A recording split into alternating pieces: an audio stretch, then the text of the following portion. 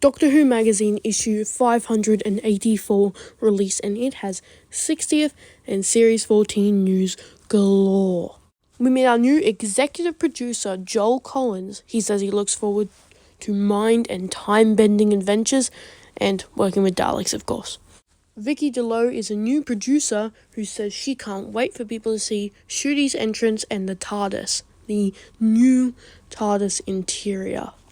Scott Hancock has joined as script editor. I can't actually find a photo of Ellen Marsh, our new co-producer. I'm sure there is one. I've seen a few photos of Ellen Marsh's, but I don't know if they're her. But she says she can't wait for everyone to meet the new companion who she thinks is one for the ages. I have the same issue for Chris May, another new producer. Philip Sims is a new production designer who looks forward to designing a new Dalek.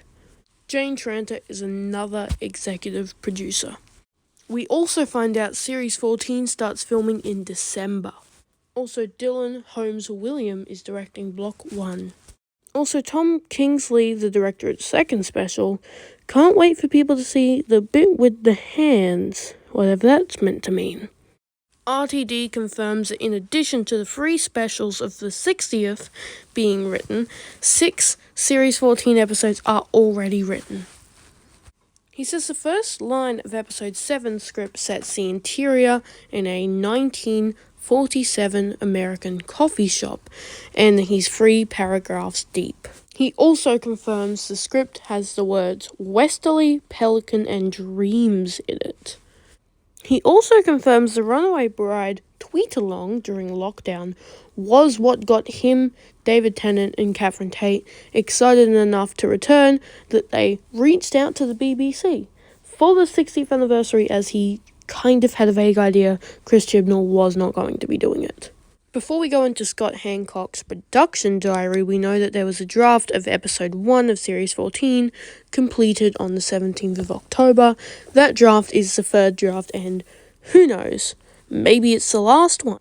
The production diary confirms that August 31st is when the table read for episode 3 took place. He says it's electric. September 6th is when he and other executives saw Special 2 all cut together. The 9th is when he got Episode 6 sent to him. Episode 3's second draft was also sent to him on the 12th. He notes that all 3 60th specials were sent to the BBC and Disney Plus on the 15th. 24th is when the companion auditions happened with Ncuti, and on the 26th, Block 1 officially began pre-production. On May 13th, David shot his end of Jodie's regeneration. Russell T Davies was not present, but a person from Doctor Who magazine was. David Tennant made jokes about being greedy by playing both 10 and 14. RTD teases that they might have big revelations on how it happens, because he did still have contact with the Doctor Who magazine representative. The magazine also notes that all the specials are an hour long. David did also say that people expected Ncuti to be after Jodie, and that it was actually him. Rachel Talale wanted to show David everything leading up to Jodie's regeneration, but apparently he was actually only allowed to see the regeneration itself. Phil Collinson noted Jodie's regeneration was beautiful, and David was shocked about the cliff top, which I think most people were.